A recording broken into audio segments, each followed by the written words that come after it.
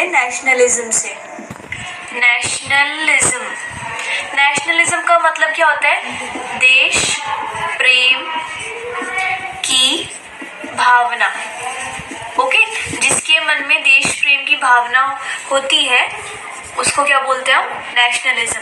और अब हमें क्या पढ़ना है? The rise of nationalism in Europe, यानी यूरोप में देश प्रेम की भावना कब और कैसे आई, ये इस चैप्टर में बस हमें वही पढ़ना है। ओके, देखो इसका सबसे अच्छा एग्जाम्पल पता है क्या था?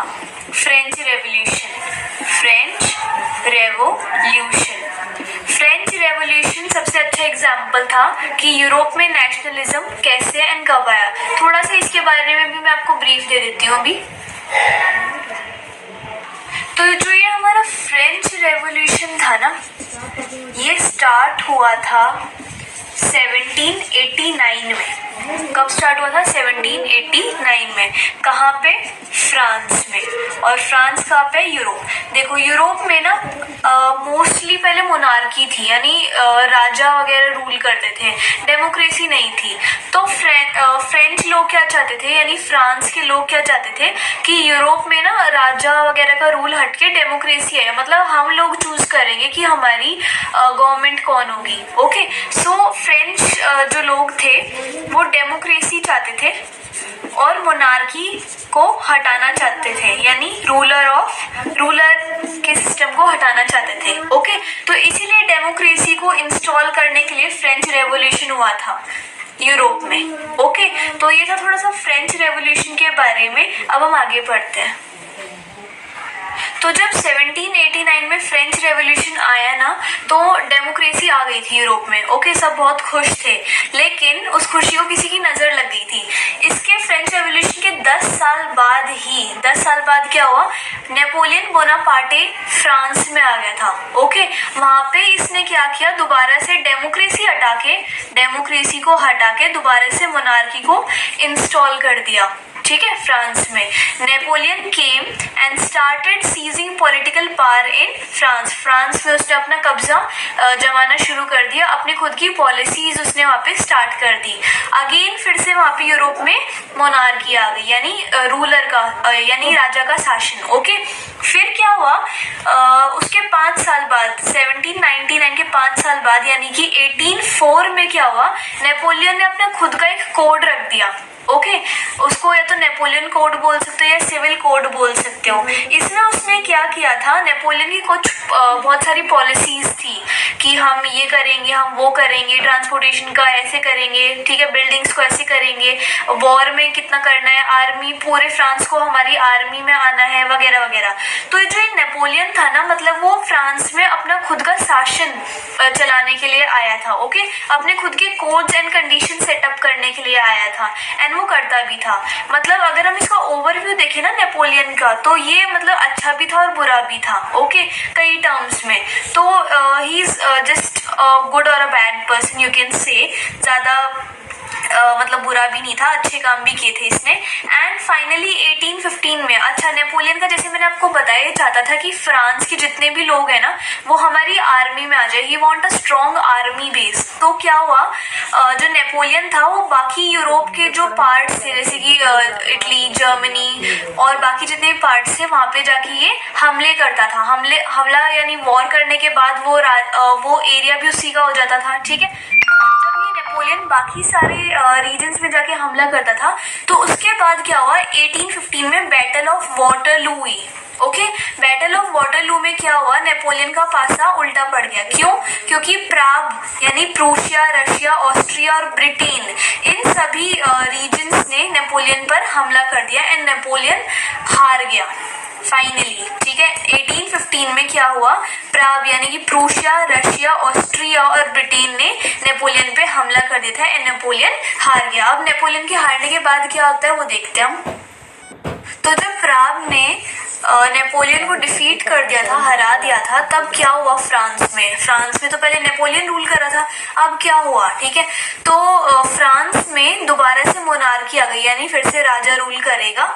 और again monarchy was established by Prague, और प्राग ने ही ट्रीटी ऑफ वियना साइन की थी। मतलब ये एक पीस ट्रीटी थी कि अब हम लड़ाई झगड़ा या फिर वॉर वगैरह नहीं करेंगे। और फ्रांस में अब किसका शासन था? बॉर्बन डायनेस्टी का, ओके, जो कि मोनार्की थी। फाइन, तो ये था नेपोलियन के बारे में। अब हम थोड़ा आगे पढ़ते हैं। अब हम यूरोपियन सोसाइटी के बारे में पढ़ेंगे। देखो, यूरोपियन सोसाइटी में 3 टाइप के लोग थे, एरिस्टोक्रेसी, पीजेंट्री और द न्यू मिडिल क्लास। ये तो ऑलरेडी थे, एरिस्टोक्रेसी और पीजेंट्री, ये बाद में नए लोग आए थे। पहले इन दोनों के बारे में पढ़ लेते हैं। एरिस्टोक्रेसी बहुत बड़े बड़े लैंडलॉर्ड्स थे, यानी कि जमींदार थे, ओके, और यही लोग मतलब अमीर लोग कह लो, ठीक है।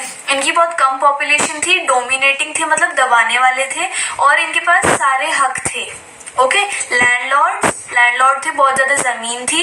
एंड एरिस्टोक्रेसी में ही प्राव आते हैं, ठीक है, प्रूशिया, रशिया, ओके, ये सारे लोग एरिस्टोक्रेसी में ही आते हैं। और लैंडलॉर्ड से लेस पॉपुलेशन थी, डोमिनेटिंग थे, यानी कि सारी जगह अपना कब्जा करना चाहते थे, अमीर लोग थे और सारे इनके पास राइट्स थे। पीजेंट्री थोड़े गरीब लोग थे, लैंडलेस भी थे, इनके पास जमीन नहीं थी, इनकी ज्यादा पॉपुलेशन थी और इनके पास हक नहीं थे, कोई भी राइट नहीं था, ओके। तो ये दोनों पहले थे, पीजेंट्री और एरिस्टोक्रेसी। और इसलिए यूरोप में भी पहले मोनार्की थी, क्योंकि ज्यादा कब्जा इन लोगों का था, एरिस्टोक्रेसी वालों का।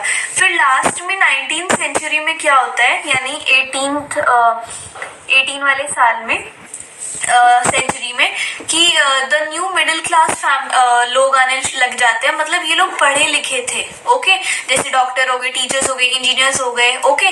तो जो पढ़े लिखे लोग थे, इन लोगों की वजह से ही नेशनलिज्म का आइडिया आया था यूरोप में, देश प्रेम की भावना आई थी, इंडिविजुअल फ्रीडम ये लोग चाहते थे कि सबको इक्वल राइट्स मिलने चाहिए, लॉ से पहले उन्हें इक्वालिटी मिलनी चाहिए, सबके पास जमीन होनी चाहिए, कमाने का साधन होना चाहिए, और खुद की गवर्नमेंट होनी चाहिए, मतलब हम लोग चूज करेंगे। तो बाद में 19th सेंचुरी में यूरोप में the new middle class family I थी, ओके। तो इन्हीं लोगों की वजह से फ्रेंच रेवोल्यूशन वगैरह हुआ था यूरोप में, और इन्हीं के कारण नेशनलिज्म आया था यूरोप के अंदर, ओके। अब क्या होगा, इस चैप्टर में 6 टॉपिक्स हैं, अब हम धीरे धीरे करके फटाफट से उनको खत्म कर देते हैं, ओके। अब हमारा पहला टॉपिक क्या है, the French revolution and idea of nation. ये मैंने आपको स्टार्टिंग में ही बता दिया था, बट फिर से बता देती हूँ। फ्रेंच रेवोल्यूशन कब आया था? 1789 में। और फ्रेंच रेवोल्यूशन ऐसा पहला एक्सप्रेशन था नेशनलिज्म का, यानी देश प्रेम का इन यूरोप, ओके। और उसके बाद क्या हुआ था 1799 में, यानी फ्रेंच रेवोल्यूशन आने के 10 साल बाद नेपोलियन फिर से आ गया था। वहां पे जो डेमोक्रेसी थी वो खत्म होके फिर से मोनार्की आ गई थी, ओके, क्योंकि नेपोलियन राज करने लग गया था। नेपोलियन ने फिर 1804 में अपना खुद का एक सिविल कोड या फिर नेपोलियन कोड शुरू कर दिया था। इस कोड में क्या था कि इक्वालिटी बिफोर लॉ होनी चाहिए, मतलब उसने काफी अच्छे काम भी किए थे नेपोलियन ने, और बुरे काम भी किए थे।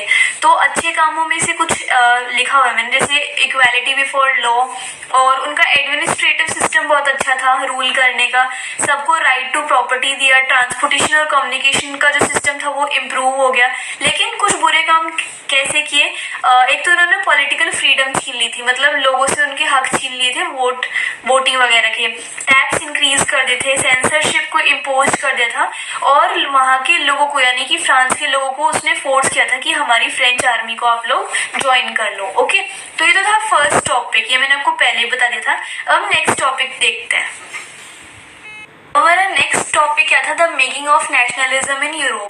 ये मैंने आपको बता दिया कि यूरोप में नेशनलिज्म कौन लेके आया था, मिडिल क्लास फैमिली वाले, ठीक है। ये लोग जो थे वो बहुत एजुकेटेड थे, जैसे डॉक्टर्स, टीचर्स, और बाद में पॉपुलैरिटी गेन करते चले गए। इस टॉपिक में इससे अलावा क्या बता रखा है कि यूरोप में पहले कोई नेशन स्टेट्स नहीं थी, मतलब कि ये फ्रांस है, ये जर्मनी है, ये इटली है, ये स्विट्जरलैंड है, ओके, मतलब कोई स्पेसिफिक नहीं था, वहाँ पे सब उल्ट पुल्ट था। जैसे कि वहाँ पे मतलब people residing in different areas speaks different languages, मतलब इटली में ही इटालियन के अलावा स्पेनिश भी बोल रहे हैं, जर्मनी भी बोल रहे हैं, ओके, मतलब कुछ अच्छे से स्पेसिफिक स्पेसिफाइड नहीं था, पहले सब उल्ट पुल्ट था, जैसे no nation states were in Europe because of not common identity और कल्चर। एक ही स्टेट में बहुत सारे कल्चर मिक्सड अप थे। ओके, अब तो फिर भी थोड़ा बहुत स्पेसिफाइड है, ऑर्डर्ड है, जैसे ये इटली है, ये फ्रांस है, ये नीदरलैंड्स है। ओके, तो ये भी बता रखे इस टॉपिक में। अच्छा, एक चीज और बताई हुई है इस टॉपिक में कि 1815 में, यानी कि जब बैटल ऑफ वाटरलू हुई थी नेपोलियन और प्राग के बीच में, तब दो आइडियाज हमारे सामने आए थे, कंजर्वेटिज्म और रेवोल्यूशनरीज का। अब मैं आपको इनके बारे में बताती हूँ ये है क्या। अब ये कंजर्वेटिज्म और रेवोल्यूशनरी क्या थी? कंजर्वेटिज्म मतलब ये एक ऐसा थॉट था जिसमें एरिस्टोक्रेट्स यानी जो अमीर लोग थे, जैसे प्रूशिया, रशिया, ऑस्ट्रिया, ब्रिटेन, ये जो रीजन के लोग थे, ये चाहते थे कि फ्रांस में बस मोनार्की सिस्टम ही हो, यानी कि फ्रांस नहीं मतलब पूरे यूरोप में मोनार्की सिस्टम ही हो, सिर्फ राजा रूल करे। ओके, और मोनार्की सिस्टम ही चलता रहे और हम लोग ही रूल करें, ये एक ऐसा थॉट था। Okay, conservatism. रेवोल्यूशनरी क्या थे? ये तो एरिस्टोक्रेट्स चाहते थे कंजर्वेटिज्म, लेकिन जो रेवोल्यूशनरीज थे उसमें कौन कौन थे? पीजेंट्स थे, यानी कि किसान वगैरह थे, जो पुअर क्लास फैमिली से थे, बेसिकली लैंडलेस पीपल थे, और जो मिडिल क्लास फैमिली के थे, जो एजुकेटेड थे। ये दोनों जो मिलकर रेवोल्यूशनरी बनाते हैं। क्यों? क्योंकि ये दोनों परेशान थे एरिस्टोक्रेट से, और यही दोनों मिडिल क्लास एंड पीजेंट्स वगैरह चाहते थे कि देश में देश प्रेम की भावना और साथ ही साथ डेमोक्रेसी भी